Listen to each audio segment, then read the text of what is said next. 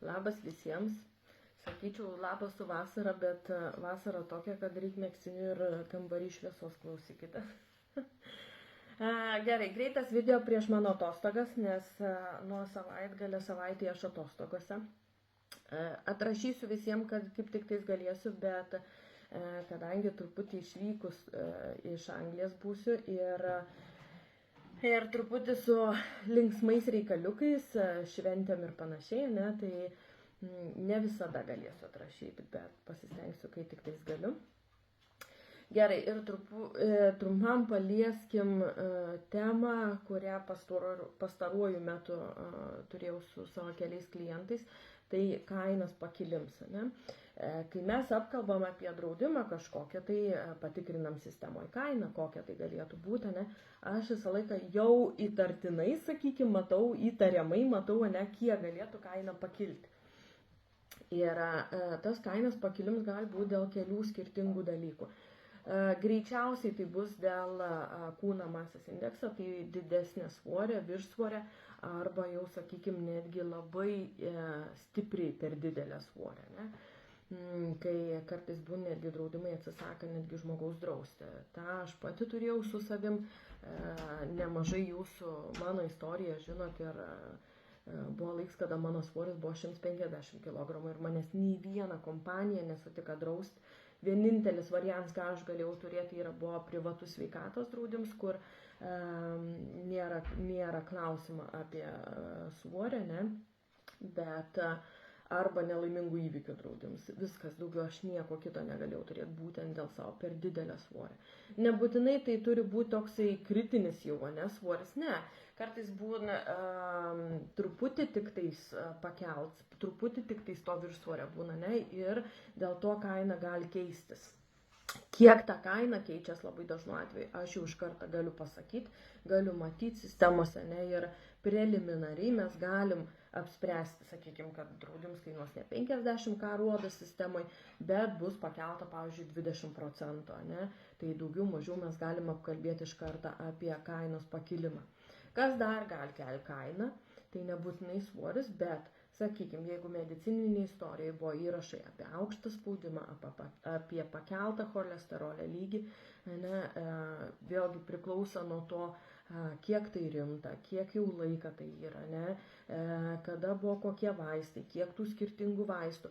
Įvairūs klausimai, ekstra tų klausimų yra medicininiai anketoje, ne, kurią mes turim užsipildyti ir pagal tai tada draudims įvertinti, kiek tiksliai, apytiksliai, aš galiu pasakyti, kiek apytiksliai galėtų pakilti, bet draudims įvertinęs visą situaciją, kai perskaitęs mūsų atsakymus apie tas ligas, ne, pasako konkrečiai, kiek draudims pakils, ne, nes tokie dalykai tikrai pakel draudimą kainą. Ne. Kas dar gali pakelti draudimą įmokų kainą prieš jam prasidedant, faktas tai, ne, jau paskui, kai jau draudims prasideda, tai tokie dalykai ne, jie nekelia. Bet kol tam, kad mes padarytume, ne, kad pakyl dėl ko. Tai yra alkoholis ir rūkymas, ne, taip jau rūkančiam apamai būna brangesnė draudimai. Bet jeigu, sakykime, aš įrašysiu, kad žmogus surūka 2 pakelius per dieną, ne, ir tai yra užfiksuota poliklinikoje, mes tokius dokumentus padarėm, taip ir pateikėm, ne, tai taip, tai pakels vėlgi kainą, todėl kad žmogus yra rizikoje. Ne? Jeigu mes įrašysim, kad yra suvartojama alkoholio gerokai daugiau, ne, negu šiaip limitai prastai būtų, ne, tai vėlgi draudims dėl didesnės rizikas pakel kainą. Ne? Tai kad aš visą laiką tą kartuoju ir visą laiką pasakysiu ir nebijau to pasakyti, ne, draudimai nėra labdaros kompanijos ir jie šiaip savo nedaro beleko. Tai draudimai tai yra realiai pinigų skaičiavimas, rizikų skaičiavimas, ne, ir tikimybių skaičiavimas. Tai visas statistikas, ką rodo rūkančių žmonių, viršsvorį turinčių žmonių, ne, arba, sakykime, aukštą spaudimą turinčių klientų, ne, kokias jų būna istorijas, ne, kokias ligas išlenda, kas gali nutikti ir panašiai. Ir tos statistikas sueini vieną krūvą, suėjusias į vieną krūvą padaro išvadas, būna padarytas išvadas, ne, ir tuom draudimai remiasi, ne, ir dėja, bet kainas pakil. Arba kartais būna atveju, kai būtent dažniausiai tai būna dėl svorio, ne, kad net neįmanoma žmogaus apdrausti gyvybės draudimu, kritinio arba pajamų draudimu ir lieka mums tik tais tada privatus sveikatos draudimas, kuris apmok jums gydymą privačiuose klinikose, ne, Anglijos privačiuose klinikose su naujausiais vaistais, su privačiais daktarais, ne, arba nelaimingų įvykių draudimas, kuris dengia tik tais nelaimingų įvykių tam tikrą sąrašėlį, kuris yra labai konkretus, ne, ir tai nėra šiaip saugumbas kaktoje, ne, tai yra labai konkretus sąrašas, kas bus drausta. Ir apie tai mes apkalbam visada. Ne. Turint didesnį viršsvorį, ne faktas, kad jūs iš vis negali turėti draudimą. Taip galit, mes galim apie daug ką pakalbėti, ne? Bet yra kai kada kaina arba labai stipriai pakils, arba iš vis negalės drausti, ne? Bet kokiu atveju visada kalbu su savo klientais, sakau, kad galimai gali keistis, ne? Mes matom vieną kainą, bet bus kitokia.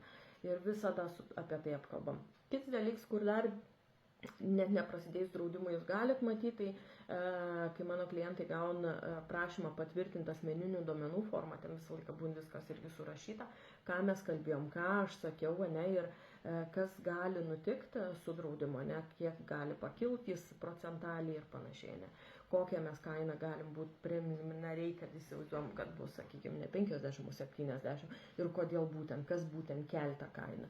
Ir visą laiką būna viskas surašyta. Taip kad jeigu kyl klausimų, klauskit, bet visą laiką tikrinkit, visą laiką žiūrėkit ir įdėmiai klausykit, kai kalbam, todėl kad realiai susitikimo metu arba skambučių metu kalbam tikrai rimtais dalykais, kad ir pajuokaujam, kad ir, sakykime, pašnekant dar kažką apie gyvenimą, tiesiog aplamai, ne? Bet be kokiu atveju susitikims yra rimtas ir apkalbam visada labai rimtais dalykais. Ir 90% susitikimų, jeigu aš matau, kad kaina kils, tai tikrai preliminariai aš galiu bent jau pasakyti, kiek ta kaina gali pakilti, ne? Ir kad mes matom sistemoje vieną skaičių, bet iš tikrųjų realiam gyvenime jis bus visai kitoks ir ta įmokų suma bus tikrai kitokia. Ne? Taip kad būkite įdėmus, koncentruoti ir žinokit, kas ir kaip, ir kad draudimo kaina gali padidėti būtent dėl viršsvorio, dėl rūkymo, dėl suvartojama alkoholio didesnė kiekio, ne? Aukštą spaudimą, aukštą cholesterolio lygį, ne? Tai taip, tokie dalykai yra rizika lygom, dideliom lygom, labai rimtom lygom, ne? Ir draudimai tą riziką įvertin, pakeldami draudimų įmokų kainas. Ne? Taip kad tokia ta informacija šiai dienai. Nelysiu lauk iš savo megztinę, tikrai ne, nes vasara pas mumis tai ne kažką. Aš labai tikiuosi, kad Lietuvoje vasara bus geresnė, laikykite tenais gerus orus, nes aš savaitėlę ten, tai bus smagu aplankyti, ne? Ir labai tikiuosi sutikti vasarą tenai. Kaip bus, tikėkimės.